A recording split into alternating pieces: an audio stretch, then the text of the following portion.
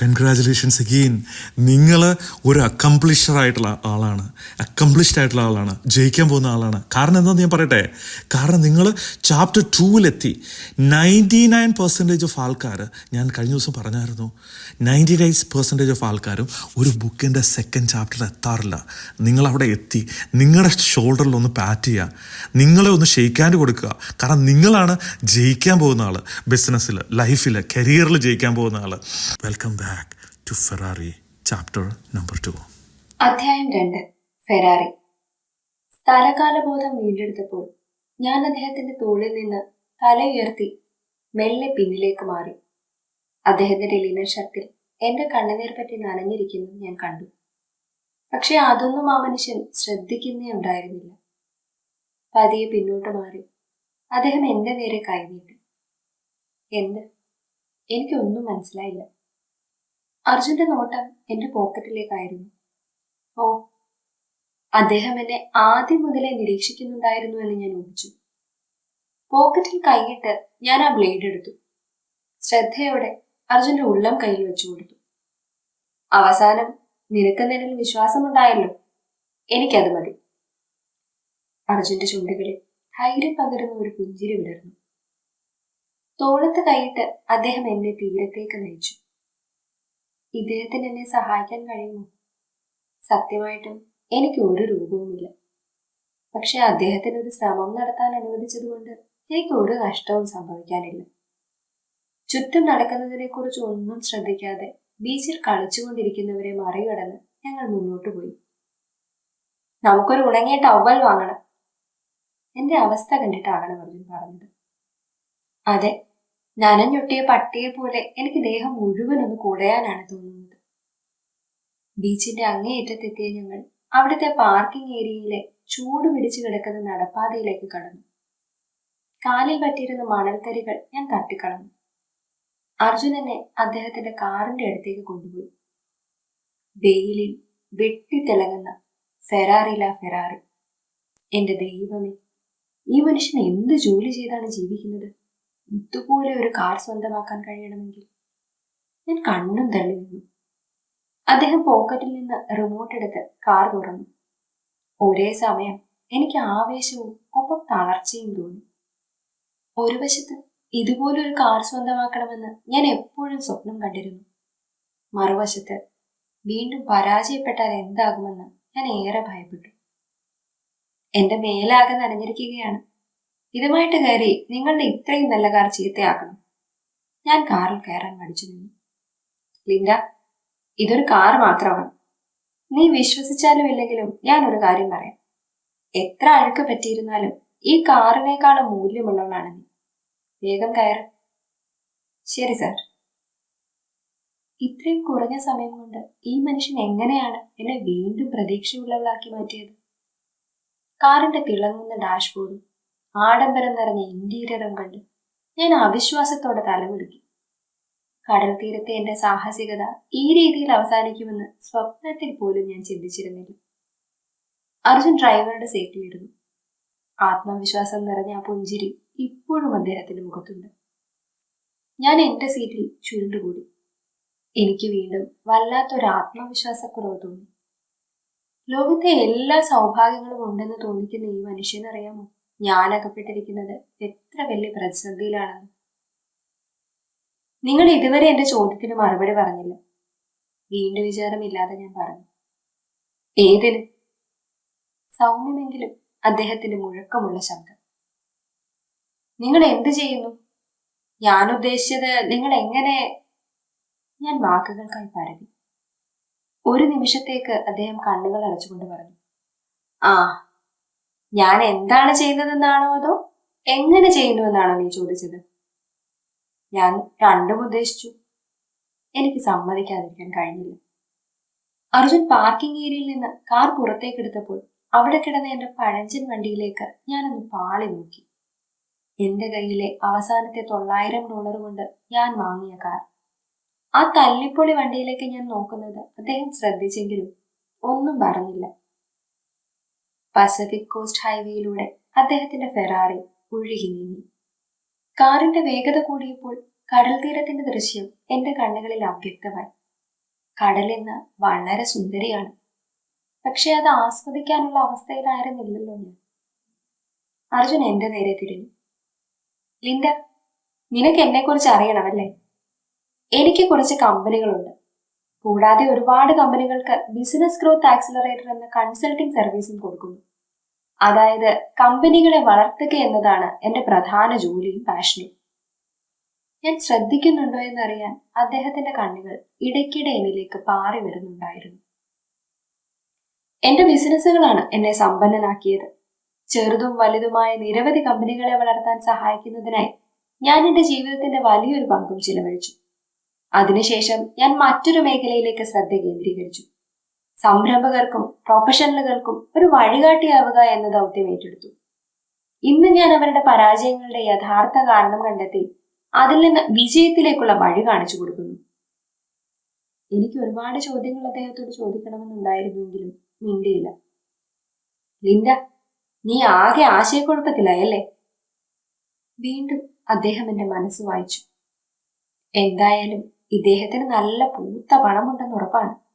ഈ കാറ് തന്നെ അതിന് തെളിവാണ്. അല്ലെങ്കിലും പുള്ളിക്ക് ഇതൊക്കെ പറ്റും. ഒന്നാമത് ഇദ്ദേഹം ഒരാണാണ്. രണ്ടാമത് യാതൊരുവിധ അല്ലലുമില്ലാത്ത ജീവിതം. ഫണ്ടിനൊരു കുറവുമില്ലാത്ത കമ്പനികളായിരിക്കും പുള്ളിയുടേത്. പിന്നെ എന്ത് വേണം? ഒരിക്കൽ പോലും ഇദ്ദേഹത്തിന് എന്നെ പോലെ പരാജയത്തെയോ പ്രതിസന്ധികളെയോ നേരിടേണ്ടി വന്നിട്ടുണ്ടെന്ന് എനിക്ക് തോന്നുന്നില്ല. എന്റെ മനസ്സിൽ തോന്നുന്ന കാര്യങ്ങൾ വേണമെങ്കിൽ പറയാതിരിക്കാം. പക്ഷെ വേണ്ട. അർജുൻ ഇഷ്ടപ്പെട്ടില്ലെങ്കിലും സാരമില്ല. മനസ്സിലുള്ളത് പറയുന്നത് തന്നെയാണ് നല്ലത്. ഞാൻ തൊണ്ട ശരിയാക്കി. സത്യം പറയാമല്ലോ, വളരെ സുഖകരമായ എല്ലാം തികഞ്ഞ ഒരു ജീവിതമാണ് നിങ്ങളുടേത്. അർജുൻ സിറ്റിയിലേക്ക് പോകാനായി ഹൈവേയിൽ നിന്ന് കാർ ഇടതുവശത്തേക്ക് തിരിച്ചു. നഗരത്തിന്റെ തിരക്കിലേക്ക് കടന്നതും കാറിന്റെ വേഗത കുറഞ്ഞു. ലോസ് ആഞ്ചൽസിലെ തിരക്കിലൂടെ വാഹനങ്ങൾക്ക് നിരങ്ങിയേ പോകാനാകും. അതിന് രാത്രിയെന്നോ പകലെന്നോ വ്യത്യാസമില്ല. നക്ഷത്ര ഹോട്ടലുകളും മിനുക്കിയ മാർബിൾ കെട്ടിടങ്ങളും തെരുവിനെ കൂടുതൽ ഭംഗിയാക്കുന്നു. നിനക്കെന്നല്ല, ആർക്കും ചിന്തിക്കാൻ കഴിയുന്നതിനേക്കാൾ കഠിനമായ വഴിയിലൂടെയാണ് ഞാൻ ഇവിടെ വരെ എത്തിയത്, അദ്ദേഹം പറഞ്ഞു. ഞാൻ സാമ്പത്തികമായി തകർന്ന് തരിപ്പണമായിട്ടുണ്ട്, അതും പലതവണ. അതുകൊണ്ട് തന്നെ നീ നേരിടുന്ന ഇപ്പോഴത്തെ പരീക്ഷണ ഘട്ടം എനിക്ക് നന്നായി മനസ്സിലാകും. വിശ്വസിക്കാനാകാതെ ഞാൻ അദ്ദേഹത്തെ നോക്കി. സത്യം തന്നെയാണോ ഈ പറയുന്നത്? എങ്ങനെ ചോദിക്കാതിരിക്കും? കാരണം ഞാൻ ഇതുവരെ താമസിച്ചിട്ടുള്ള ഏതൊരു വീടിനേക്കാളും വിലയേറിയതാണ് ഈ കാറ് തന്നെ. ഞാൻ ഇന്ത്യയിലായിരിക്കുന്ന കാലത്തുണ്ടായ ഒരു സംഭവം പറയാം. എഞ്ചിനീയറിംഗ് അവസാന വർഷമായിരുന്നു ഞാനപ്പോൾ. ഒരു ദിവസം രാവിലെ കോളേജിലേക്ക് പോകാൻ ഞാൻ ഒരുങ്ങുകയാണ്. പക്ഷെ എന്റെ കയ്യിൽ ചില്ലി കാശില്ല. എന്നുവെച്ചാൽ ബസ്സിന് ടിക്കറ്റ് എടുക്കാനുള്ള പൈസ പോലുമില്ല. എന്നാൽ നീ ഇന്ന് ബീച്ചിൽ വന്നത് സ്വന്തം കാറിലാണ്. അന്നത്തെ എന്റെ അവസ്ഥയേക്കാൾ മെച്ചമല്ലേ എന്റേത്? അദ്ദേഹം എന്നെ സൂക്ഷിച്ചു നോക്കുന്നുണ്ടായിരുന്നു. അർജുന്റെ ഓരോ വാക്കുകളും എന്റെ ഹൃദയത്തിലാണ് തട്ടിയത്. ഒന്നും പറയാതെ ഞാൻ കൈകൾ കെട്ടി സിമെന്റ് ഇട്ട് ഉറപ്പിച്ചതുപോലെ കാറിലിരുന്നു. എന്നെ സഹായിക്കാൻ ഈ ലോകത്ത് ആരുമില്ലായിരുന്നു. ശരിക്കും ഒറ്റയ്ക്കായ അവസ്ഥ. പഠിപ്പും നിർത്തേണ്ടി വരുമെന്ന് ഞാൻ ഉറപ്പിച്ചു. ബസ് ടിക്കറ്റ് എടുക്കാനുള്ള പൈസ പോലും ഇല്ലാതെ ഞാൻ എങ്ങനെ കോളേജിലെ ഫീസ് കൊടുക്കും? പൈസ ഇല്ലാത്തത് കൊണ്ട് മാത്രം പഠിത്തം നിർത്തേണ്ടി വരുന്ന അവസ്ഥ എനിക്ക് സഹിക്കാനായില്ല. അർജുന്റെ ഈ വാക്കുകൾ എന്നെ ഞെട്ടിച്ചു. ഈ സമയം എല്ലാം ഞാൻ ചിന്തിച്ചത്, അർജുൻ വായിൽ വെള്ളിക്കരടിയുമായി ജനിച്ച് ജീവിതത്തിൽ സുഖം മാത്രം അറിഞ്ഞ് ജീവിക്കുന്നയാളാണെന്നാണ്. കാരണം യാതൊരു അല്ലലും ഇല്ലാത്ത ഭാവമായിരുന്നു അദ്ദേഹത്തിൻ്റെത്. അദ്ദേഹം എന്നെ നോക്കി തുടർന്നു. അന്ന് ഞാൻ വഴിയിൽ സ്ഥിരമായി കാണുന്ന പിച്ചക്കാരോട് സംസാരിക്കുമായിരുന്നു. എന്റെ കയ്യിലുള്ള ചില്ലിക്കാശിന്റെ ഒരു വിഹിതം അവർക്ക് നൽകുകയും ചെയ്യുമായിരുന്നു. ആ ദിവസം ഞാൻ ആകെ വിഷമിച്ച് നടക്കുന്നത് ഞാൻ നേരത്തെ സംസാരിച്ചിട്ടുള്ള ഒരു പിച്ചക്കാരൻ കണ്ടു. മോനെ, ഇന്നെന്തു പറ്റി? മുഖത്തിനൊരു വാട്ടം. സാധാരണ നല്ല കളിയും ചിരിയുമാണല്ലോ, അയാൾ എന്നോട് ചോദിച്ചു. ഞാൻ ഒഴിഞ്ഞു മാറാൻ പരമാവധി നോക്കി. എന്റെ അവസ്ഥ എന്തിനു മറ്റുള്ളവരെ അറിയിക്കണം? പക്ഷെ എന്നെ അയാൾ പറയാൻ നിർബന്ധിച്ചു. സങ്കടം പുറത്തു കാണിക്കാതെ ഞാൻ അയാളോട് പറഞ്ഞു, എന്റെ കയ്യിൽ കോളേജിൽ പോകാൻ വണ്ടിക്കൂലിക്കുള്ള കാശില്ല. പക്ഷെ സാരമില്ല, എന്തെങ്കിലും വഴി കണ്ടെത്താം എന്ന് പറഞ്ഞ് ഞാൻ അങ്ങ് നടന്നു. മുന്നോട്ട് നടന്നപ്പോൾ എന്റെ കണ്ണുകൾ നിറഞ്ഞൊഴുകി. എന്നാൽ ആ മനുഷ്യൻ എന്താണ് ചെയ്തതെന്നോ? എന്റെ പിന്നാലെ വന്ന് ഒരു ചെറിയ കിഴിക്കെട്ട് എന്റെ ഉള്ളം കയ്യിൽ വെച്ച് തന്നു. അതിനുള്ളിൽ കുറേയേറെ ചില്ലറ പൈസകളായിരുന്നു. ഇതെല്ലാം എടുത്തു, തനിക്കുള്ളതെല്ലാം എനിക്ക് തന്നിട്ട് അയാൾ പറഞ്ഞു. ഞാൻ പൊട്ടിക്കരഞ്ഞു. അതിൽ നിന്ന് 20 രൂപ മാത്രം എടുത്ത് ആ കിഴിക്കെട്ട് ഞാൻ അയാൾക്ക് തിരിച്ചു കൊടുത്തു. ഞാൻ ചുറ്റുമുള്ളതൊന്നും ശ്രദ്ധിക്കാതെ ആ വാക്കുകളിൽ മുഴുകിയിരുന്നു. ആ മനുഷ്യന് യാതൊന്നുമില്ലായിരുന്നു. എന്നിട്ടും മറ്റുള്ളവരുടെ മുന്നിൽ കൈനീട്ടി കിട്ടിയ ആകെയുള്ള ചില്ലറ പൈസ എനിക്ക് തരാൻ തയ്യാറായി. അതെനിക്ക് വലിയൊരു തിരിച്ചറിവായിരുന്നു. വലിയ പ്രശ്നങ്ങളിൽപ്പെട്ട് മുന്നോട്ടു പോകാൻ മറ്റൊരു വഴിയുമില്ലെന്ന് തോന്നുന്ന അവസ്ഥയിൽ ആത്മധൈര്യം വീണ്ടെടുത്ത് എന്തെങ്കിലുമൊക്കെ വഴി കണ്ടുപിടിച്ച് മുന്നോട്ടു പോകാൻ സാധിക്കുമെന്ന് ഈ സംഭവം എന്നെ പഠിപ്പിച്ചു. എന്ത് വന്നാലും പഠിക്കാനുള്ള പണം കണ്ടെത്തണമെന്നും, ഇതല്ല ഇതിലും മോശമായ സാഹചര്യം വന്നാലും നേരിടാനുള്ള ചങ്കൂറ്റം വേണമെന്നും ഈ സംഭവം എന്നോട് പറഞ്ഞു. എന്റെ ജീവിതത്തിൽ ഇതിലും വലിയ പ്രതിസന്ധികൾ ഒരുപാടുണ്ടായിട്ടുണ്ട്. എന്നാലും ജീവിതത്തിൽ ഒരു വഴിത്തിരിവെന്നൊക്കെ പറയില്ലേ, ഈ സംഭവമായിരുന്നു എന്റെ ജീവിതത്തിലെ വഴിത്തിരിവ്. അർജുൻ പറയുന്നത് കേട്ട് ഞാൻ വാ പൊളിച്ചിരുന്നു. ഞാൻ എത്ര പ്രാവശ്യം പരാജയപ്പെട്ടിട്ടുണ്ടാകും? അർജുൻ കാണാതെ ഞാൻ പതിയെ കൈവിരലുകൊണ്ട് എണ്ണാൻ തുടങ്ങി. അല്ലെങ്കിൽ അതിനെക്കുറിച്ച് തൽക്കാലത്തേക്ക് മറക്കുന്നതാണ് നല്ലത്. കാരണം എന്റെ പരാജയം മുഴുവൻ എണ്ണാൻ തുടങ്ങിയാൽ അർജുന്റെ കൈവിരലുകളും കാൽവിരലുകളും കൂടി കടം വാങ്ങേണ്ടി വരും. പക്ഷേ അർജുൻ അത്രയും ദാരിദ്ര്യത്തിൽ നിന്ന് ഇത്രത്തോളം ഉയർന്നു വരാൻ കഴിഞ്ഞെങ്കിൽ എനിക്കും കഴിയില്ലേ? അതേ ലിൻഡ, അന്നൊക്കെ ഞാനൊരു പരാജിതനായിട്ടാണ് എന്നെ കണ്ടിരുന്നത്. ഒരുപാട് നിരാശപ്പെട്ടിട്ടുണ്ട്. പക്ഷെ പിന്നീട് ഞാൻ അതിനെ മറികടന്നുവെന്ന് മാത്രമല്ല, 3 ഉറച്ച തീരുമാനങ്ങൾ എടുത്തു. 1, എനിക്ക് അതിസമ്പന്നനാകണം. 2, എന്നെ പോലെയുള്ള പാവപ്പെട്ട കുട്ടികളെ പഠിക്കാൻ സഹായിക്കണം. 3, ജീവിതത്തിൽ തോറ്റുപോയവരെ സഹായിച്ച് അവരുടെ തോൽവി ഒരു വൻ വിജയമാക്കി മാറ്റണം. ചില്ലി കാശ് പോലും ഇല്ലാതെ നിരാശപ്പെട്ട് പഠിപ്പ് നിർത്താൻ പോയ കുട്ടിയാണോ ഇന്ന് ഞാൻ കാണുന്ന ഇത്ര ആത്മവിശ്വാസത്തോടെ ഇരിക്കുന്ന ഈ കോടീശ്വരൻ? എനിക്ക് വിശ്വസിക്കാനായില്ല. എന്റെ അവസ്ഥ അർജുന് മനസ്സിലാകും. അദ്ദേഹം ചിലപ്പോൾ സഹായിച്ചേക്കും. പ്രതീക്ഷയുടെ ചെറിയൊരു നാളം എന്റെ നെഞ്ചിനുള്ളിൽ തെളിഞ്ഞതുപോലെ. പിന്നീട് എന്ത് സംഭവിച്ചു? എനിക്ക് കഥയുടെ ബാക്കി അറിയാൻ തിടുക്കമായി. പണമുണ്ടാക്കാനായി ഞാൻ ജീവിതത്തിന്റെ കുറേയേറെ വർഷങ്ങൾ ചിലവഴിച്ചു. ലോകത്തിലെ ഏറ്റവും സമ്പന്നരായ 1% വരുന്ന ആളുകളെ ഞാൻ നിരീക്ഷിച്ചു. അവരെ ഇന്റർവ്യൂ ചെയ്തു. അവരിൽ നിന്ന് പാഠങ്ങൾ പഠിച്ചു. ലോകത്തിലെ അസാമാന്യമായ വിജയങ്ങൾ നേടിയ സംരംഭകരുടെയും ഉന്നത സ്ഥാനങ്ങളിലിരിക്കുന്ന പ്രൊഫഷണലുകളുടെയും ചിന്തകൾ അറിയാൻ ഞാൻ ന്യൂറോളജിയും സൈക്കോളജിയും ആഴത്തിൽ പഠിച്ചു. ഞാൻ വർഷങ്ങളോളം നടത്തിയ പഠനത്തിന്റെയും എന്റെ തന്നെ അനുഭവങ്ങളുടെയും വെളിച്ചത്തിൽ ഞാൻ ലോകത്തിലെ ഏറ്റവും വിജയികളെ അത്തരത്തിൽ വളരാൻ സഹായിച്ച 7 ശക്തികളെ കണ്ടെത്തി. അവ ഞാൻ എന്റെ ബിസിനസ്സിൽ പ്രയോഗിച്ചു. പിന്നീട് ആ 7 ശക്തികൾ ഉപയോഗിച്ച് വിജയിക്കാൻ ഞാൻ മറ്റ് സംരംഭകരെയും പ്രൊഫഷണലുകളെയും സഹായിച്ചു. 7 ശക്തികൾ? എന്റെ ചോദ്യം കേട്ട് അത് പൊട്ടിച്ചിരിച്ചു. ആക്സിലറേറ്ററുകൾ എന്നാണ് ഞാൻ അവയെ വിളിക്കുന്നത്. ആക്സിലറേറ്റർ അമർത്തിയാൽ കാർ അതിവേഗം മുന്നോട്ട് പോകുന്നത് പോലെ ഈ ആക്സിലറേറ്ററുകൾ പ്രയോഗിച്ചാൽ ബിസിനസ് അതിവേഗം വളർച്ചയിലേക്ക് പായും. ഇന്ന് ലോകമെമ്പാടുമുള്ള ദശലക്ഷക്കണക്കിന് സംരംഭകരും പ്രൊഫഷണലുകളും ബിസിനസ്സോ കരിയറോ ജീവിതമോ പുതിയൊരു തലത്തിലേക്ക് വളർത്താനായി ഞാൻ വികസിപ്പിച്ചെടുത്ത രീതി ഉപയോഗിക്കുന്നു. ലോകത്തിലുള്ള ഏറ്റവും വലിയ ആധ്യാത്മിക നേതാക്കൾ, ശതകോടീശ്വരന്മാർ, ഓസ്കർ നേടിയ പ്രതിഭകൾ, സ്റ്റാർട്ടപ്പ് കമ്പനികൾ മുതൽ സിലിക്കൺ വാലി കമ്പനികൾ വരെ വിവിധ മേഖലകളിൽ പ്രഗത്ഭരായവർക്ക് വളരാനുള്ള മാർഗനിർദ്ദേശങ്ങൾ കൊടുക്കാൻ എനിക്ക് അവസരമുണ്ടായിട്ടുണ്ട്. എത്ര ഉറപ്പോടെയാണ് ഇദ്ദേഹം പറയുന്നത്! എന്നെ പോലും വിശ്വസിപ്പിക്കാൻ ഇദ്ദേഹത്തിന് കഴിഞ്ഞു. ആകാംക്ഷ കൂടി വന്ന് അവസാനം സീറ്റിന്റെ അറ്റത്തെത്തി ഞാൻ. അപ്പോൾ വിജയിക്കാൻ വേണ്ടത് എല്ലാം നിങ്ങൾ കണ്ടെത്തിയെന്നാണോ പറയുന്നത്? എല്ലാം കണ്ടെത്തിയെന്ന് ഞാൻ പറയുന്നില്ല. പക്ഷേ ഈ ജീവിതത്തിൽ നിന്നെ വിജയത്തിലേക്ക് നയിക്കാൻ വേണ്ട കാര്യങ്ങളെല്ലാം ഉണ്ട്. അദ്ദേഹം പുഞ്ചിരിച്ചു. ലിൻഡ, ഇപ്പോൾ സ്ത്രീകൾക്കുള്ള അവസരങ്ങൾ ഒന്നും പണ്ടുകാലത്തുണ്ടായിരുന്നില്ല. വനിതാ സംരംഭകരെ ആരും ഗൗരവത്തോടെ കാണാറില്ലെന്ന് പല സ്ത്രീകളും എന്നോട് പരാതി പറഞ്ഞിട്ടുണ്ട്.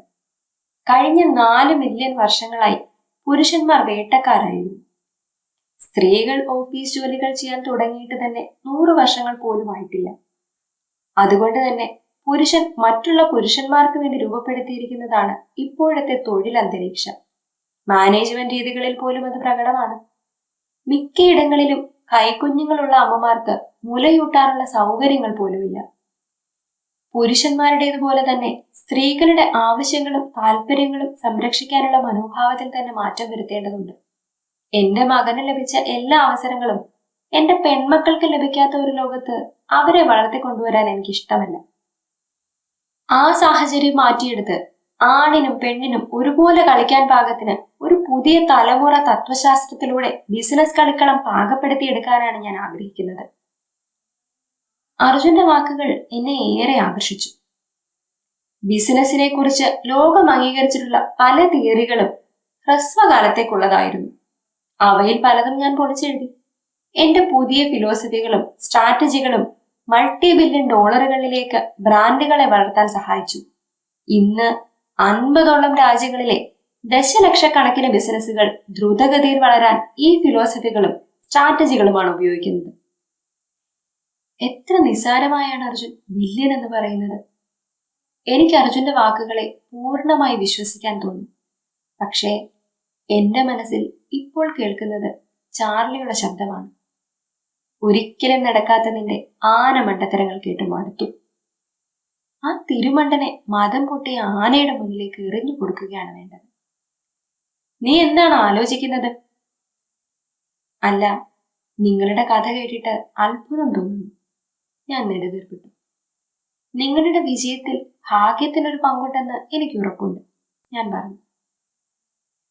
ഞാൻ എന്റെ അനുഭവത്തിൽ നിന്നാണ് പറയുന്നത്. ഇന്ന് ചിലർ എന്നെ കാണുന്നത് ഭാഗ്യമുള്ള ഒരാളായാണ്. പക്ഷെ എന്റെ വിജയത്തിൽ ഭാഗ്യത്തിന് മാത്രം യാതൊരു സ്ഥാനവുമില്ല. നേടണമെന്ന് ഒരിക്കൽ സ്വപ്നം കണ്ട കാര്യങ്ങളാണ് ഇന്ന് ഞാൻ ഇപ്പോൾ നേടിയിരിക്കുന്നതിൽ കൂടുതലും. ഞാൻ ഇന്ന് ഭാര്യയുമൊത്ത് സന്തോഷകരമായ ഒരു ജീവിതം നയിക്കുന്നു. എന്റെ മകനും പെൺമക്കൾക്കും അവരവരുടേതായ ബിസിനസ്സുകളുണ്ട്. എല്ലാവരും ബിസിനസ്സിൽ വിജയിച്ചവരാണ്. അവർക്കെല്ലാം കുടുംബവുമുണ്ട്. ഇത്തരത്തിലുള്ള ഒരു ജീവിതമാണ് ഞാൻ നിനക്കും വാഗ്ദാനം ചെയ്യുന്നത്. അർജുന്റെ ശബ്ദം കൂടുതൽ മധുരമുള്ളതായി എനിക്ക് തോന്നി. അദ്ദേഹത്തിന് എന്നെ സഹായിക്കണമെന്നുണ്ട്.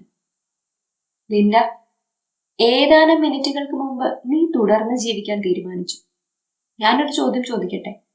ജീവിതത്തിലും ബിസിനസ്സിലും വിജയിക്കണമെന്ന് നീ ആഗ്രഹിക്കുന്നതിന്റെ കാരണങ്ങൾ എന്തൊക്കെയാണ്? ഒന്ന് നിർത്തിയിട്ട് അർജുൻ വീണ്ടും തുടർന്നു. മറ്റൊരു വിധത്തിൽ ചോദിക്കാം, എന്തുകൊണ്ടാണ് നീ തുടർന്ന് ജീവിക്കാൻ ആഗ്രഹിക്കുന്നത്? എന്താണ് നിന്നെ മുന്നോട്ട് നയിക്കുന്നത്? അർജുനെ തന്നെ നോക്കിക്കൊണ്ട് ഒരു നിമിഷം ഞാൻ ആലോചിച്ചു. അർജുൻ, എനിക്ക് നിങ്ങളുടെ ഫെറാറി വേണം. എന്റെ പൊട്ടത്തരം കേട്ട് അർജുൻ പൊട്ടിച്ചിരിച്ചു. നിനക്ക് സ്വന്തമായി ഒരെണ്ണം വാങ്ങാമല്ലോ. നീ ആമയുടെയും മുയിലിന്റെയും കഥ കേട്ടിട്ടില്ലേ? ഒന്ന് പോയേ, നമ്മൾ ഇനി നേഴ്സറി ക്ലാസ്സിലേക്ക് പോവുകയാണോ? ലാളിത്യമാണ് ഏറ്റവും ആത്യന്തികമായ സങ്കീർണത എന്നാണ് സ്റ്റീവ് ജോബ്സ് പറഞ്ഞിരിക്കുന്നത്. മുതിർന്നപ്പോൾ നീ എപ്പോഴെങ്കിലും ആമയുടെയും മുയിലിന്റെയും കഥ ഓർത്തിട്ടുണ്ടോ? കുട്ടിയായിരുന്നപ്പോഴാണ് നമ്മൾ ആ കഥ കേട്ടത്. എന്തായിരുന്നു അതിന്റെ അർത്ഥം? അത് നമ്മൾ എപ്പോഴെങ്കിലും ജീവിതത്തിൽ ഉപയോഗിച്ചിട്ടുണ്ടോ? എനിക്കൊരു രൂപവുമില്ല, ചിരിച്ചുകൊണ്ട് ഞാൻ പറഞ്ഞു. ആ കഥയ്ക്ക് എന്റേതായ ഭാഷ്യം ഞാൻ പറയാം. ഒരിക്കൽ ഒരിടത്ത് ബോൾട്ടൺ എന്നു പേരുള്ള ഒരു മുയലുണ്ടായിരുന്നു. ബോൾട്ടൺ എന്താണ് അർജുൻ? ബണ്ണി എന്ന് വിളിക്കാമല്ലോ, അല്ലെങ്കിൽ ഹാരി എന്നോ പീറ്റർ എന്നോ. ബോൾട്ടണേക്കാൾ ഭേദം പീറ്റർ ആണ്. എന്റെ കഥ, എന്റെ പേര്, അർജുൻ പറഞ്ഞു. ആ നാട്ടിൽ ഏറ്റവും വേഗതയുള്ളത് ബോൾട്ടൺ ആയിരുന്നു. അക്കാര്യത്തിൽ എല്ലാവർക്കും അവനോട് വലിയ ബഹുമാനമായിരുന്നു. അവനാണെങ്കിൽ അതിന്റെ എല്ലാ അഹങ്കാരവും ഉണ്ടായിരുന്നു. താനാണ് ഏറ്റവും മിടുക്കനെന്ന് അവൻ എല്ലാവരോടും വീമ്പിളക്കിക്കൊണ്ടിരുന്നു. വേഗതയില്ലാത്തവരോട് അവന് വലിയ പുച്ഛവുമായിരുന്നു. ആഹാ, ചാർലിയെ പോലെ ബോൾട്ടൺ നല്ല തള്ളാണല്ലോ. ആ മുയലിന് ചാർലി എന്നായിരുന്നു പേരിടേണ്ടത്. പക്ഷെ അതിന്റെ പേര് ചാർലി എന്നായിരുന്നുവെങ്കിൽ എനിക്ക് അതിനോട് തീർത്താൽ തീരാത്ത ദേഷ്യമായിരുന്നു. ഞാനൊരു കല്ലെടുത്തതിനെ എറിഞ്ഞേനെ. പക്ഷെ മുയലിനോട് ആർക്കെങ്കിലും ദേഷ്യം തോന്നുമോ? എന്തോ ഓമനത്തമാണ് അവയ്ക്ക്. പേരിന്റെ കാര്യം വിട്, നമുക്ക് കഥയിൽ ശ്രദ്ധിക്കാമല്ലോ. എപ്പോഴത്തെയും പോലെ ക്ഷമയോടെ അർജുൻ പറഞ്ഞു. എല്ലാ നായകന്മാരെയും പോലെ ബോൾട്ടൺ തന്റെ ശക്തി തെളിയിച്ചപ്പോൾ എല്ലാവരും അവനെ ശ്രദ്ധിച്ചു. ഒരുപാട് പേര് അവനെ പ്രോത്സാഹിപ്പിച്ചു. അവൻ സ്വയം വലിയൊരു സ്ഥാനത്ത് അവനെ തന്നെ പ്രതിഷ്ഠിച്ചു. അവന്റെ അധികാരത്തെ ആരും ചോദ്യം ചെയ്തില്ല. അതൊരു അവസരമായി എടുത്തുകൊണ്ട് അവൻ എല്ലാവരെയും വെല്ലുവിളിച്ചുകൊണ്ടിരുന്നു. അവന്റെ കണ്ണിൽ അവനായിരുന്നു ഏറ്റവും വേഗതയുള്ളവനും, അതുകൊണ്ട് തന്നെ ഏറ്റവും കഴിവുള്ളവനും. ഇക്കാര്യത്തെ ചോദ്യം ചെയ്യാൻ അവൻ ആരെയും അനുവദിച്ചുമില്ല. ഇതിങ്ങനെ ഏറെക്കാലം തുടർന്നു, സോഫി മുന്നോട്ട് വരുന്നത് വരെ. സോഫി ഒരാമയായിരുന്നു. അവൾക്ക് ബോൾട്ടന്റെ ഈ അഹങ്കാരം സഹിക്കാനായില്ല. തന്നോടൊപ്പം ഒരു ഓട്ട മത്സരം നടത്താൻ അവൾ ബോൾട്ടനെ വെല്ലുവിളിച്ചു. എല്ലാവരും ചിരിച്ചു. ബോൾട്ടൻ ഏറ്റവും ഉച്ചത്തിൽ പൊട്ടിച്ചിരിച്ചു. ഒരാമയ്ക്ക് എങ്ങനെയാണ് മുയലിനെ ഓട്ട മത്സരത്തിൽ തോൽപ്പിക്കാനാകുന്നത്? ഓട്ട മത്സരം തീരുമാനിച്ച ദിവസം കാട്ടിലെ എല്ലാ മൃഗങ്ങളും മത്സരം കാണാനെത്തി. ഓട്ട മത്സരം തുടങ്ങി. ബോൾട്ടനെ ഒരു മിന്നായം പോലെ കാണാൻ കഴിഞ്ഞുള്ളൂ. അത്രയ്ക്ക് വേഗതയായിരുന്നു അവന്. സോഫിക്ക് തന്റെ കനമുള്ള തോടുകൊണ്ട് നിരങ്ങി നിരങ്ങി പോകാനേ പറ്റിയുള്ളൂ. ഞാൻ എന്നെ തന്നെയാണ് ഈ ആമയിൽ കണ്ടത്. ഞാനൊരു മണൽച്ചാക്കും ചുമന്ന് കഷ്ടപ്പെട്ട് നടക്കുമ്പോൾ ഒരു പറ്റം ആളുകൾ ബിസിനസ് സ്യൂട്ടിൽ സ്മാർട്ടായി എന്നെ മറികടന്ന് അതിവേഗം പോകുന്നു. എന്റെ അവസ്ഥയുമായി ഈ കഥയ്ക്ക് ഏറെ സാമ്യം തോന്നുന്നു. അറിയാമെന്ന മട്ടിൽ തലയാട്ടിയെങ്കിലും അദ്ദേഹം കഥ പറച്ചിൽ തുടർന്നു. മുയൽ സോഫിയേക്കാൾ ഒരുപാട് മുന്നിലായപ്പോൾ അവനൊന്ന് വിശ്രമിക്കാനായി ഓട്ടം നിർത്തി. അവൻ ചുറ്റും നോക്കിയപ്പോൾ ആരെയും കാണുന്നില്ല. കാണുകളുടെ ആർപ്പുവിളിയൊന്നും കേൾക്കാത്തപ്പോൾ താൻ ഒരുപാട് അകലെയാണെന്ന് അവന് മനസ്സിലായി. ഒരു മിനിറ്റ് നേരത്തേക്കൊന്ന് കണ്ണടയ്ക്കുന്നതിൽ എന്താണ് കുഴപ്പം? ആ ആമ എന്ത് വന്നാലും എന്റെ മുന്നിലെത്താൻ പോകുന്നില്ല, അവൻ ചിന്തിച്ചു. മുന്നിലെത്തിയ സന്തോഷത്താൽ അവൻ കണ്ണുകൾ അടച്ചു. അടുത്ത വളവിലായിരുന്നു ഫിനിഷിംഗ് ലൈൻ. പക്ഷേ ഓട്ടത്തിന്റെ ക്ഷീണം കൊണ്ട് അവൻ ഉറങ്ങിപ്പോയി. എനിക്കറിയാം കഥ എങ്ങോട്ടാണ് പോകുന്നതെന്ന്. ബോൾട്ടൻ മയക്കത്തിനിടയിൽ താൻ ഫിനിഷിംഗ് ലൈനിലേക്ക് ഓടി വരുന്നതും കാണികൾ തന്നെ ആർപ്പ് വിളിക്കുന്നതും സ്വപ്നത്തിൽ കണ്ടു. ഞാൻ ഇടയ്ക്ക് കയറി പറയാൻ ശ്രമിച്ചപ്പോൾ അർജുൻ താക്കീത് പോലെ നോക്കി. അദ്ദേഹം തുടർന്നു. അവൻ ആവേശം കൊണ്ട് തന്നെ സ്വപ്നത്തിൽ നിന്ന് ചാടി എഴുന്നേറ്റ് നോക്കിയപ്പോൾ കണ്ട കാഴ്ച എന്താണെന്നോ? എല്ലാവരും കൂടി സോഫിയെ എടുത്തുപൊക്കി തോളത്ത് വെച്ച് ആർപ്പ് വിളിക്കുന്നു. ബോൾട്ടന്റെ കാര്യം കഷ്ടമായിപ്പോയി, ചിരിച്ചുകൊണ്ട് ഞാൻ പറഞ്ഞു. പക്ഷെ സോഫി ജയിച്ചില്ലേ? അതെ, നിങ്ങളിങ്ങനെ നാടോടി കഥകളിലും കെട്ടുകഥകളിലും ഒക്കെ വിശ്വസിക്കുന്നുണ്ടായിരുന്നു. അങ്ങനെയായിരുന്നെങ്കിൽ ഞാൻ എത്ര രാജകുമാരന്മാരെ സ്വയംവരം ചെയ്യുന്നുവെന്ന് ഭാവനയിൽ കണ്ടു. എന്റെ കാര്യത്തിൽ ഒന്നും നടന്നില്ല. ഈ ആമയുടെയും മുയലിന്റെയും കഥ എത്രയോ തവണ പറഞ്ഞിരിക്കുന്നു. പക്ഷെ ഈ കഥ കൊണ്ട് ആരുടെയെങ്കിലും ജീവിതം മാറിയോ? എന്തായാലും എന്റെ ജീവിതം മാറിയില്ല ഇതുവരെ, അർജുൻ കൂട്ടിച്ചേർത്തു. പക്ഷെ സോഫി എന്ന ആമ എങ്ങനെയാണ് യഥാർത്ഥത്തിൽ ജയിച്ചതെന്ന് നിനക്കറിയാമോ? സോഫിക്ക് ഭാഗ്യമുണ്ടായിരുന്നത് കൊണ്ട് ബോൾട്ടൻ ഉറങ്ങിപ്പോയി. ഞാൻ വിശദീകരിക്കാം. ഈ കഥ നമ്മുടെ യഥാർത്ഥ ജീവിതത്തിന്റെ ഭാഗമാകുന്നത് എങ്ങനെയാണെന്ന് ഞാൻ പറഞ്ഞുതരാം. ഇത് രണ്ട് മൃഗങ്ങളുടെ വെറും ഓട്ട മത്സരത്തിന്റെ കഥ മാത്രമല്ല. ഇതിൽ നിന്ന് നമുക്ക് ഒരുപാട് പഠിക്കാനുണ്ട്. ഈ പാഠങ്ങൾ നമുക്ക് നമ്മുടെ ജീവിതത്തിലും ബിസിനസ്സിലും ഉപയോഗിക്കാനാകും. സോഫി എന്നത് 2 കുട്ടികളുടെ അമ്മയായ 40 വയസ്സുള്ള സ്ത്രീയായിരുന്നു. പക്ഷെ ഇത്രയും കാലത്തെ ജീവിതത്തിനിടയിൽ അവൾക്ക് സ്വയം മനസ്സിലാക്കാൻ കഴിഞ്ഞില്ല. പക്ഷെ ഇപ്പോഴും അവൾക്ക് വലിയ സ്വപ്നങ്ങളും മുന്നോട്ടു പോകണമെന്ന ശക്തമായ ആഗ്രഹവുമുണ്ട്. എന്നാൽ ബോൾട്ടൺ 29 വയസ്സുള്ള ഒരു ഓക്സ്ഫോർഡ് യൂണിവേഴ്സിറ്റി ബിരുദധാരിയായ യുവാവാണ്. എ കാറ്റഗറിയിൽ പെടുന്ന വ്യക്തിത്വ ഘടനയുള്ള വ്യക്തിയാണ് അയാൾ. എന്നുവെച്ചാൽ നല്ല ബുദ്ധിശക്തി, ചുറുചുറുക്കോടെ എന്ത് കാര്യവും ചെയ്യാനുള്ള കഴിവ്, ഏറ്റെടുക്കുന്നതെല്ലാം ഭംഗിയായി പൂർത്തീകരിക്കുന്നയാൾ. വളരെ വേഗത്തിലാണ് അയാൾ സംസാരിക്കുന്നത്. ഒരാൾ സംസാരിക്കുമ്പോൾ തന്നെ അടുത്തത് എന്താണ് പറയേണ്ടതെന്ന് അയാൾ ചിന്തിക്കും. തന്റെ കഴിവുകളെക്കുറിച്ചും നേട്ടങ്ങളെക്കുറിച്ചും എപ്പോഴും അയാൾ വീമ്പ് പറഞ്ഞുകൊണ്ടിരുന്നു. അയാൾ അടുത്തുണ്ടെങ്കിൽ സോഫിക്ക് മാത്രമല്ല മറ്റുള്ളവർക്കും ധൈര്യം ചോർന്നു പോകും. നിങ്ങൾ പറഞ്ഞത് വളരെ ശരിയാണ്. കാറിന്റെ ഇന്റീരിയറിലേക്ക് നോക്കിക്കൊണ്ട് ഞാൻ ചിന്തിച്ചു. അതുകൊണ്ട് എന്നോട് പറയൂ ലിൻഡ, ബോൾട്ടനെ വെല്ലുവിളിക്കാൻ സോഫിക്ക് എങ്ങനെയാണ് ധൈര്യം കിട്ടിയത്? ചിലപ്പോൾ അവൾ യാഥാർത്ഥ്യബോധമില്ലാത്തവളായിരിക്കും. എന്നെ പോലെ അവളും സ്വപ്നലോകത്ത് സഞ്ചരിക്കുന്നവളായിരിക്കും. അല്ലെങ്കിൽ നാടോടി കഥകളിൽ വിശ്വസിക്കുന്നവളായിരിക്കും. അതെ, എന്നെ അത്ഭുതപ്പെടുത്തിക്കൊണ്ട് അർജുൻ പറഞ്ഞു. സോഫി യാഥാർത്ഥ്യബോധമില്ലാത്തവൾ മാത്രമല്ല, അവൾ ശുഭാപ്തി വിശ്വാസി കൂടിയായിരുന്നു. ശുഭാപ്തി വിശ്വാസത്തിന്റെ പ്രാധാന്യത്തെക്കുറിച്ചും നിങ്ങളുടെ ബിസിനസ്സിലും ജീവിതത്തിലും ദ്രുതഗതിയിൽ വിജയിക്കാൻ അതെങ്ങനെ ഉപയോഗിക്കാമെന്നും അടുത്ത് തന്നെ നീ മനസ്സിലാക്കും. ഇപ്പോൾ നീ എനിക്ക് ഒരു ചോദ്യത്തിന് ഉത്തരം തരണം. മുയലിനെ ഓട്ടമത്സരത്തിന് വെല്ലുവിളിച്ചതുപോലെ തീരെ യാഥാർത്ഥ്യബോധമില്ലാത്തതും അസാമാന്യ ധൈര്യമുള്ളതുമായ ഒരു കാര്യം ചെയ്യാൻ ആർക്കാണ് കഴിയുന്നത്?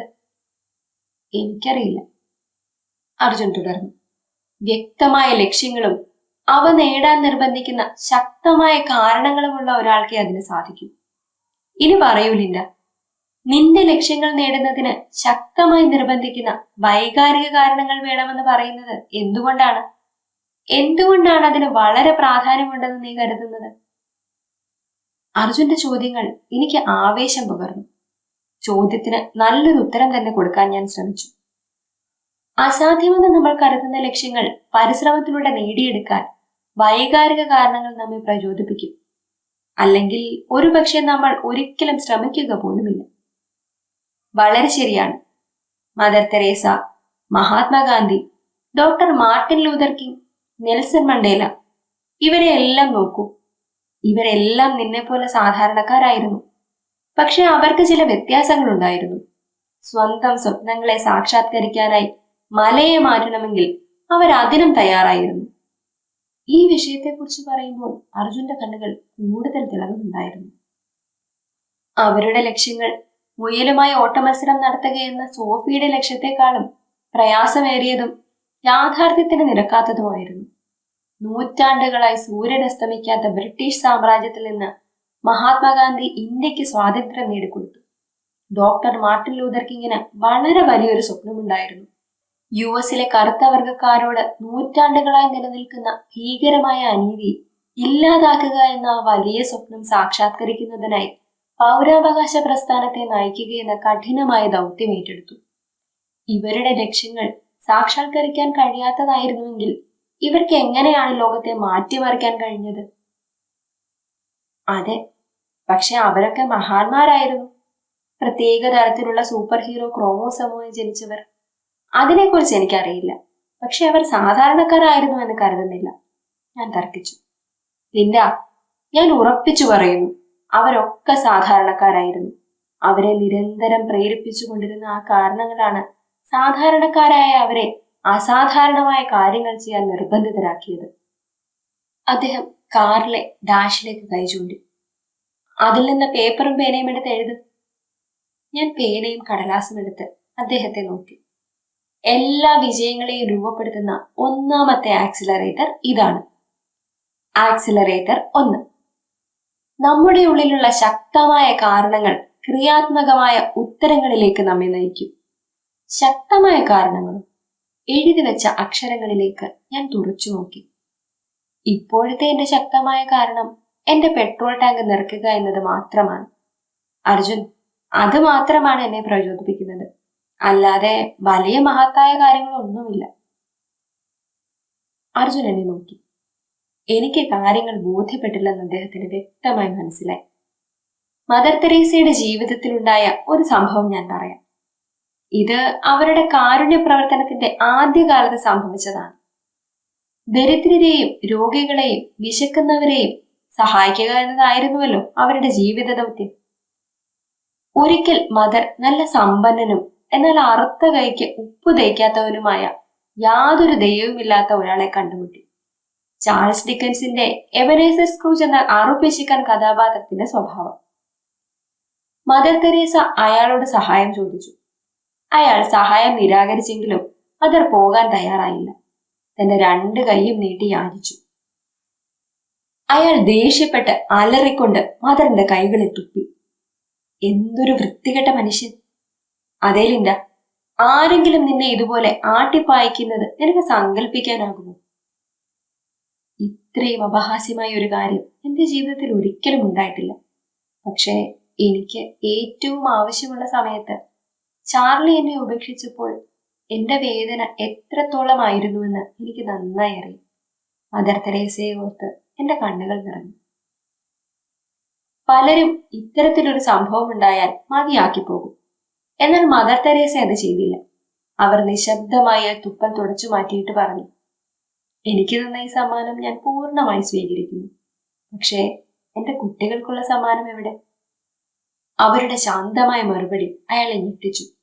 അയാൾ ലജ്ജയോടെ തല താഴ്ത്തി മദറിനോട് ക്ഷമ ചോദിച്ചു. അപ്പോഴും അവരുടെ മുഖത്ത് ആ സ്വർഗീയമായ പുഞ്ചിരി ഉണ്ടായിരുന്നു. അയാൾ അപ്പോൾ തന്നെ തന്റെ പേഴ്സിലുള്ളതെല്ലാം മദറിന് കൊടുത്തു എന്ന് മാത്രമല്ല, അയാൾ മദറിന്റെ അനുയായികളിൽ ഒരാളായി മാറി. പക്ഷെ അത് മദർ തെരേസയായിരുന്നു, ലിൻഡ മിഷേൽ അല്ല. നിന്നെ മുന്നോട്ട് കൊണ്ടുപോകാൻ നിർബന്ധിക്കുന്ന ശക്തമായ കാരണങ്ങളുണ്ടെങ്കിൽ മഹാത്മാക്കളും നീയും തമ്മിൽ ഒരു വ്യത്യാസവുമില്ല ലിൻഡ. ശരി, ഈ ചോദ്യത്തിന് ഉത്തരം പറയും.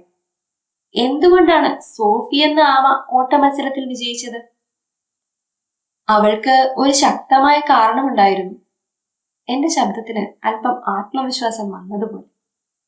നീ പറഞ്ഞത് ശരിയാണ്. സോഫി വൈകാരികമായി എളുപ്പത്തിൽ തളർന്നു പോകാൻ സാധ്യതയുള്ള സ്ത്രീയായിരുന്നു. ബോൾട്ടൻ കളിയാക്കിയപ്പോൾ സോഫിക്ക് ആ മത്സരം എളുപ്പം വേണ്ടെന്ന് വെക്കാമായിരുന്നു. അവൾക്ക് വളരെ കട്ടിയുള്ള പുറന്തോടുള്ളത് കൊണ്ട് വേഗത്തിൽ ഓടുക എന്നത് അസാധ്യമായിരുന്നു. താൻ പരാജയപ്പെടുമ്പോൾ എല്ലാരും ചിരിക്കില്ലേ എന്ന പേടി അവളെ തളർത്തിയേനെ.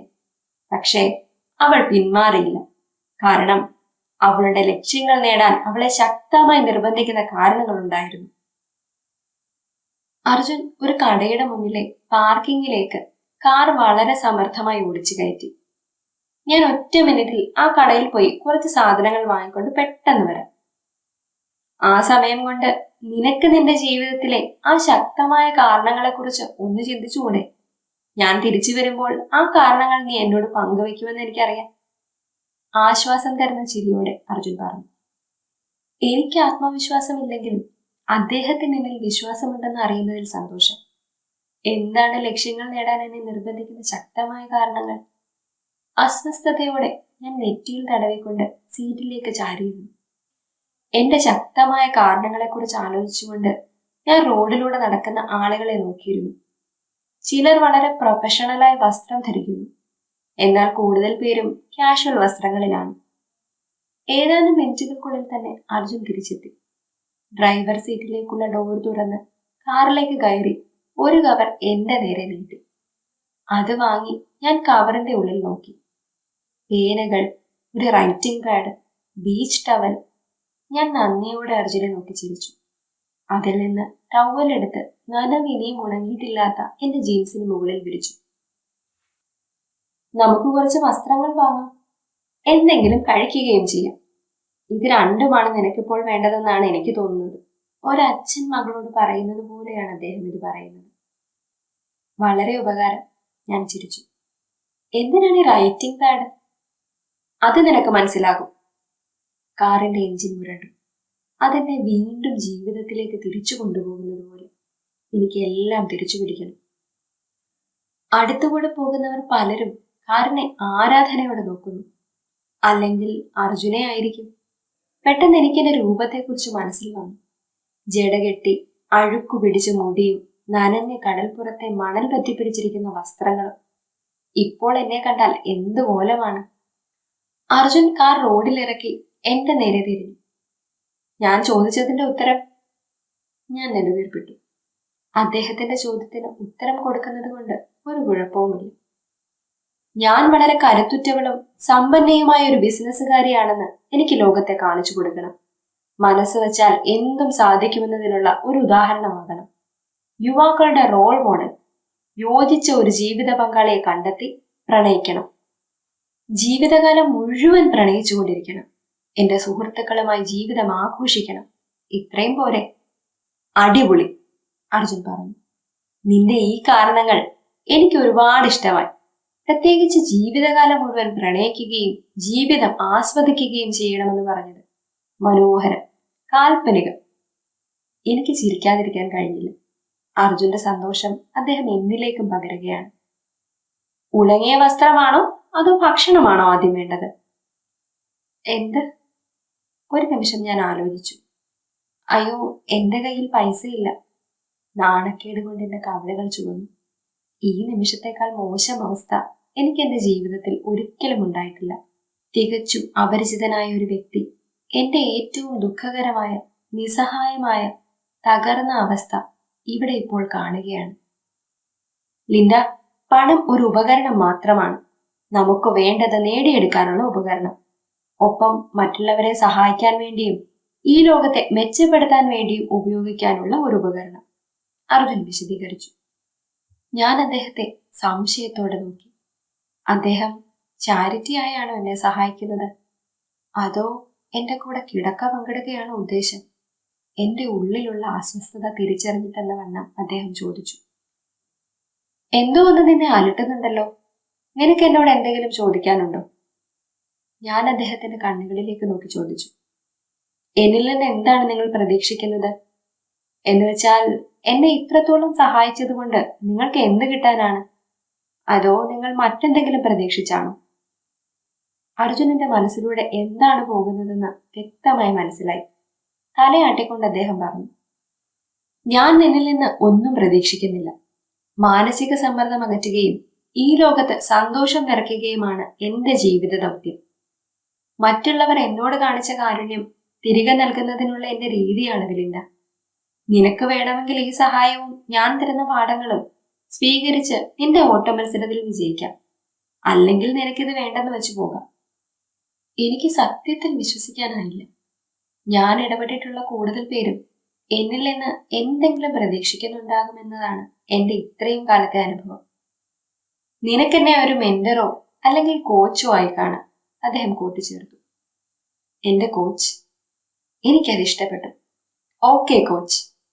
എനിക്ക് കൂടുതൽ പ്രതീക്ഷ തോന്നി. ചിരിച്ചുകൊണ്ട് ഞാൻ പറഞ്ഞു, നല്ലത്. അങ്ങനെ ആ കാര്യത്തിനൊരു തീരുമാനമായി. ഇനി അടുത്തത്, ഉണങ്ങിയ വസ്ത്രമാണോ അതോ ഭക്ഷണമാണോ ആദ്യം വേണ്ടത്?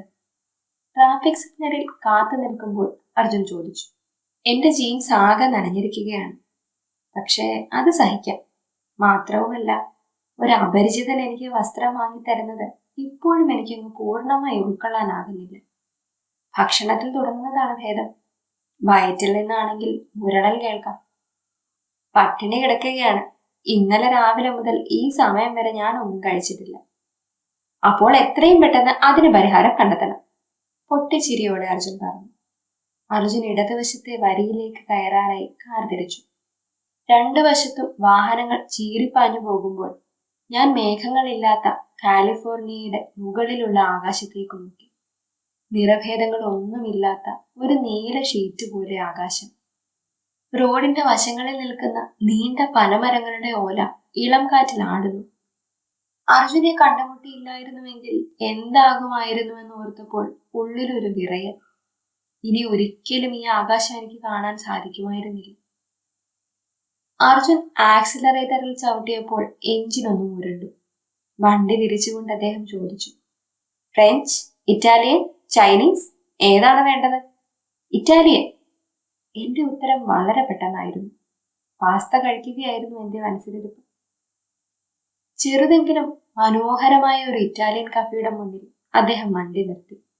പച്ചയും വെളുപ്പും ചുവപ്പും വരകളുള്ള കനോപ്പി വിരിച്ച ചെറിയ ഔട്ട്ഡോർ സീറ്റിംഗ് ഏരിയയിൽ മുല്ലവള്ളി പൂത്തു നിൽക്കുന്നത് മനോഹരമായ ഒരു കാഴ്ചയായിരുന്നു. കാർ പാർക്ക് ചെയ്യാനായി കഫേയിലെ സ്റ്റാഫ് ഓടി വന്ന് അർജുന്റെ ഡോർ തുറന്നു. അർജുൻ പുറത്തേക്കിറങ്ങി. അയാളെ അഭിവാദ്യം ചെയ്തുകൊണ്ട് താക്കോൽ അയാളുടെ കയ്യിൽ കൊടുത്തു. ഞാൻ എന്റെ ഡോർ ഹാൻഡിലിൽ പിടിക്കാനായി ഒരുങ്ങിയതും ഒരു യുവാവായ സ്റ്റാഫ് എന്റെ ഡോർ തുറന്ന് എനിക്ക് നേരെ കൈനീട്ടി. മാം, അയാൾ വിളിച്ചു. അയാൾ ഒന്നുകൂടി എന്റെ നേരെ നോക്കിയോ?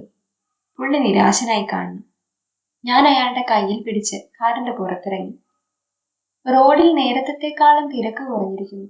നടപ്പാതയിലൂടെ നടക്കുന്ന എല്ലാവരും വളരെ നല്ല രീതിയിൽ വസ്ത്രം ധരിച്ചിരിക്കുന്നു. ഞാൻ എന്റെ നനവ് ഇനിയും ഉണങ്ങാത്ത ജീൻസിലേക്കും ചുളുങ്ങിക്കൂടിയ ടീഷർട്ടിലേക്കും നോക്കി. ഭാഗ്യമുണ്ടെങ്കിൽ ഈ നാണം കെട്ട നിമിഷം ഞാൻ എന്നെങ്കിലും മറക്കുമായിരിക്കും. സ്റ്റെപ്പ് കയറുന്നതിനിടെ അർജുൻ എന്റെ അടുത്തേക്ക് വന്ന് ചെവിയിൽ പറഞ്ഞു, ലിൻഡ, അവർക്ക് അവരുടെ ജീവിതത്തെക്കുറിച്ച് തന്നെ ശ്രദ്ധിക്കാൻ സമയമില്ല. പിന്നെയാണോ നിന്റെ കാര്യം? വിഷമിക്കണ്ട കേട്ടോ. അർജുൻ ധൈര്യം തരുന്നത് പോലെ പറഞ്ഞു. ഞാൻ ചിരിച്ചു. ഇറ്റാലിയൻ ഗാർഡനിലേക്ക് സ്വാഗതം. രണ്ടുപേർക്കുള്ള ടേബിൾ അല്ലേ വേണ്ടത്? പുഞ്ചിരിയോടെ അവിടുത്തെ ഹോസ്റ്റസ് ചോദിച്ചു. ഞാനും ചിരിച്ചു. അതെ, പ്ലീസ്, അർജുൻ മറുപടി പറഞ്ഞു. ഈ വഴിയിലൂടെ വരും. മൂലയിലുള്ള ടേബിളിലേക്ക് ഞങ്ങൾ അവളുടെ പിന്നാലെ നടന്നു. മുല്ലപ്പൂവിന്റെ സുഗന്ധം എന്റെ മൂക്കിൽ നിറഞ്ഞു. അതെന്നെ പഴയ ഓർമ്മകളിലേക്ക് കൊണ്ടുപോയി. ചാർലിയോടൊത്ത് ഫ്രാൻസിലെ ഒരു ചെറിയ ഗ്രാമത്തിൽ പോയ ഓർമ്മകൾ. അതൊക്കെ ഒരു കാലം. ഞാൻ എന്റെ കണ്ണുകളിൽ കണ്ണുനീർ നിറഞ്ഞു. ഭാഗ്യത്തിന് ആ സമയം ഒരു വെയിറ്റർ മെനുവുമായി വന്നു. ഓർമ്മകൾ ശിഥിലമായി മാഞ്ഞുപോയി. ഞാൻ ലസാനയാണ് ഓർഡർ ചെയ്തത്. വെയിറ്ററോട് സംസാരിക്കുമ്പോൾ വിശന്നിട്ട് എന്റെ വയറെരിയുകയായിരുന്നു. അർജുന്റെ മുന്നിൽ വെച്ച് മേശപ്പുറത്തിരിക്കുന്ന പഞ്ചസാര പാക്കറ്റ് പോലും തുറന്നെടുത്ത് തിന്നാൻ എനിക്ക് തോന്നി. അർജുൻ ഒരു ദീർഘനിശ്വാസം എടുത്ത് തന്റെ കസേരയിലേക്ക് ചാഞ്ഞിരുന്നു. വെയിറ്റർ കുടിക്കാനുള്ളതുമായി വന്നു. ഭക്ഷണം വരാൻ താമസിക്കും തോറും എന്റെ വയർ എന്നെ നോക്കി നിലവിളിക്കുന്നത് പോലെ. അർജുൻ തന്റെ കണ്ണുകൾ എന്റെ നേരെ കേന്ദ്രീകരിച്ചു. അദ്ദേഹത്തിന്റെ ഉള്ളിലുള്ള ആവേശം എനിക്ക് കാണാമായിരുന്നു. നീ തയ്യാറാണോ? വിജയിക്കുന്നതിൽ നിന്ന് നിന്നെ ഇത്രയും കാലം തടഞ്ഞു നിർത്തി ഈ ദിവസം വരെ നിന്നെ ഇരുട്ടിലാക്കിയതിന്റെ കാരണം എന്താണെന്ന് കണ്ടുപിടിക്കാൻ നീ തയ്യാറാണോ? വളരെ നാടകീയമായി അദ്ദേഹം ചോദിച്ചു. ഞാൻ തലയാട്ടി. ഇന്നത്തെ ഒരു പ്രഭാതം കൊണ്ട് ഞാൻ ഒരുപാട് ദൂരം സഞ്ചരിച്ചു കഴിഞ്ഞു. ഇപ്പോഴെന്നെ തടഞ്ഞു നിർത്താൻ ഒന്നിനും കഴിയില്ല. അർജുൻ എവിടെ നിന്നാണ് വരുന്നതെന്ന് എനിക്കറിയില്ല. പൂർണ്ണമായും അപരിചിതനായ ഒരാളെ ഞാൻ എന്തുകൊണ്ടാണ് ഈ സമയം വരെ കേൾക്കുന്നതെന്നും എനിക്കറിയില്ല. പക്ഷെ ഒന്നു മാത്രം അറിയാം. കഴിഞ്ഞ 3 വർഷമായി അറിയുന്ന ഏതൊരാളെക്കാളും ബന്ധം ഏതാനും മണിക്കൂറുകൾ കൊണ്ട് ഈ മനുഷ്യനുമായി എനിക്ക് ഉണ്ടാക്കിക്കഴിഞ്ഞു. അതെ, ഞാൻ മുന്നോട്ട് തന്നെ. Look at you. നിങ്ങൾ കണ്ടോ, ശരിക്കും നിങ്ങൾ കമ്മിറ്റഡ് ആയിട്ടുള്ള ആളാണല്ലേ. ചാപ്റ്റർ 2 എൻഡിലെത്തി. എത്രയോ ആൾക്കാരുടെ മുന്നിലാണ് നിങ്ങൾ. ഈ ആക്ഷൻ നിങ്ങൾ കണ്ടിന്യൂ ചെയ്യുവാണെങ്കിൽ, ഇതുപോലെ നിങ്ങളെ സംബന്ധിച്ചോളം നിങ്ങൾ കമ്മിറ്റഡ് ആയിട്ട് ആക്ഷൻ എടുക്കുവാണെങ്കിൽ നിങ്ങളുടെ ബിസിനസ് ജയിക്കില്ലേ? നിങ്ങളുടെ ബിസിനസ് നെക്സ്റ്റ് ലെവലിലേക്ക് പോവില്ലേ? നിങ്ങളുടെ ലൈഫ് നെക്സ്റ്റ് ലെവലിലേക്ക് പോവില്ലേ? നിങ്ങളുടെ കരിയർ എത്ര നല്ല ലെവലിലേക്ക് പോകും? ഇതാണ് നമുക്ക് വേണ്ടേ. ഈ പോയിന്റിൽ ഇത്ര എത്തിയ സ്ഥിതിക്ക് ഇനി നമുക്ക് പുറകോട്ട് പോകാൻ പറ്റില്ല, അല്ലേ? പുറകോട്ട് പോകാൻ പറ്റില്ല എന്ന് പറഞ്ഞാൽ എന്താണ് ഞാൻ ഉദ്ദേശിക്കുന്നത് നിങ്ങൾക്ക് മനസ്സിലായില്ലേ? I'll see you on chapter number 3.